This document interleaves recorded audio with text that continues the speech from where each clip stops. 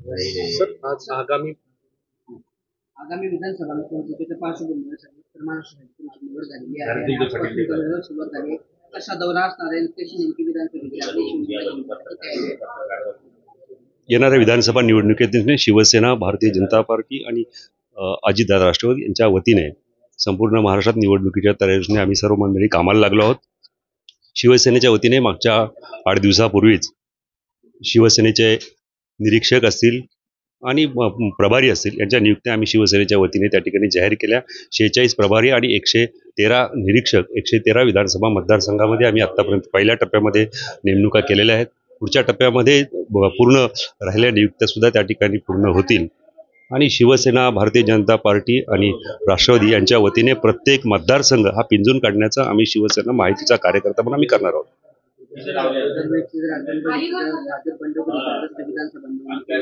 या संदर्भात तुमच्याकडे त्यांची काय माहिती आहे? यावर आपला पर्याय काय असणार?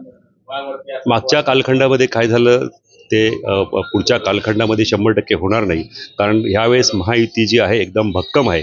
आणि मागच्या वेळेस पण मी सांगितलं होतं की ह्या मतदारसंघामध्ये संपूर्ण उत्तर महाराष्ट्र असेल, महाराष्ट्रामध्ये ज्या ज्या ठिकाणी शिवसेनेचा उमेदवार आहे त्या ठिकाणी भारतीय जनता पार्टीचा कार्यकर्ता झोकून देऊन काम केल्याशिवाय राहणार नाही. आणि ज्या ठिकाणी भारतीय जनता पार्टीचा उमेदवार आहे त्या ठिकाणी आमचा खालचा तळागाळातील कार्यकर्ता, शिवसेनेचा कार्यकर्ता झोकून देऊन प्रत्येक सीट निवडून येण्यासाठी 100% प्रयत्न करणार आहे.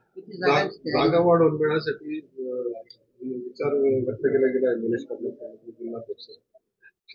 सीट शेअरिंगचा जो काही विषय आहे, कुठल्या जागा कोण लढवणार आहे, काय हा जो विषय आहे तो शिवसेनेचे नेते असतील, महाराष्ट्र राज्याचे मुख्यमंत्री आदरणीय एकनाथजी शिंदेसाहेब, उपमुख्यमंत्री अजितदादा असतील, फडणवीस साहेब, हे एकत्र बसून त्याचा आढावा घेतल्यानंतर कुणाची ताकद आहे त्या मतदारसंघामध्ये शिवसेना आज ज्या प्रकारे आम्ही लढवतो त्या जागात आम्ही लढणारच आहोत. परंतु ज्या ठिकाणी भारतीय जनता पार्टीची ताकद आहे, शिवसेनेची ताकद आहे किंवा अजितदादा ह्याचा सारोसार विचार केल्यानंतर बाकी जे काही जागा असतील त्याच्यावरती विचारविनिमय केला जाईल.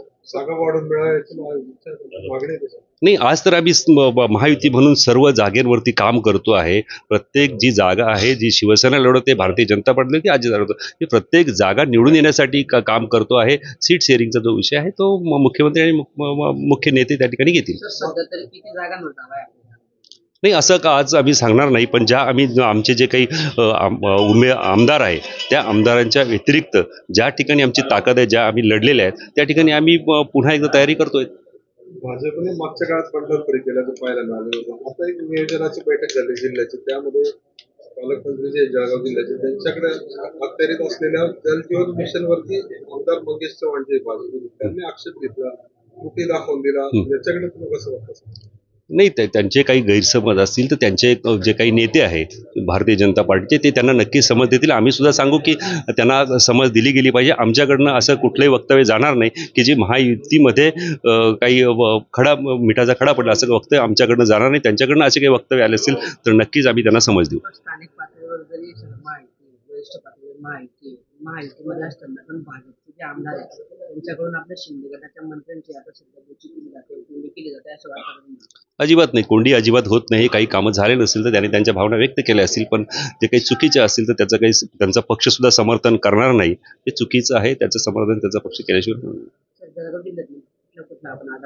आज जे काही जळगाव जिल्ह्यामध्ये 5 ठिकाणी आपले आमदार आहेत त्या 5 ठिकाणी तर आम्ही आमची तयारी पूर्ण केलेली आहे. आणि इतरही ठिकाणी आमची इतर विधानसभा मतदारसंघामध्ये ज्या प्रकारे शिवसेनेची ताकद आहे आणि मी मगाशी सांगितलं आपल्याला की ह्यावेळेस आम्हाला कुठल्याही प्रकारे शिवसेना, भारतीय जनता पार्टी आणि अजितदादा महायुतीमध्ये लढत असताना ही युती एवढी भक्कम आहे की प्रत्येक जागेवरती निवडून येणारा उमेदवारच दिला जाईल.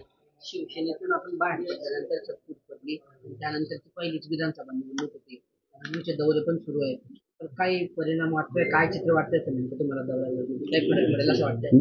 मी आता गेले 3रा दिवस माझा दौऱ्याचा आहे. उत्तर महाराष्ट्रामध्ये नाशिकपासून आम्ही सुरुवात केली. नाशिक, धुळे, आज मी जळगावमध्ये या ठिकाणी आलेलो आहे. पण प्रत्येक ठिकाणी हा शिवसेनेचा कार्यकर्ता सक्रियपणे काम करताना दिसत आहे.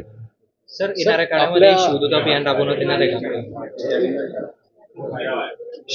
शिवदूत आणि बूथप्रमुख अभियान तर हे ऑलरेडी त्याच याच्यावरती आम्ही काम करतोय. प्रत्येक बूथवरती जो बूथ आहे त्या बूथवरती प्रत्येक ठिकाणी बूथप्रमुखांच्या पुढच्या टप्प्यामध्ये बूथप्रमुखांचे मेळावे असतील, इतर अंगीकृत संघटना असतील यांचे मेळावे पुढच्या काळामध्ये आम्ही प्रत्येक मतदारसंघात घेणार आहोत.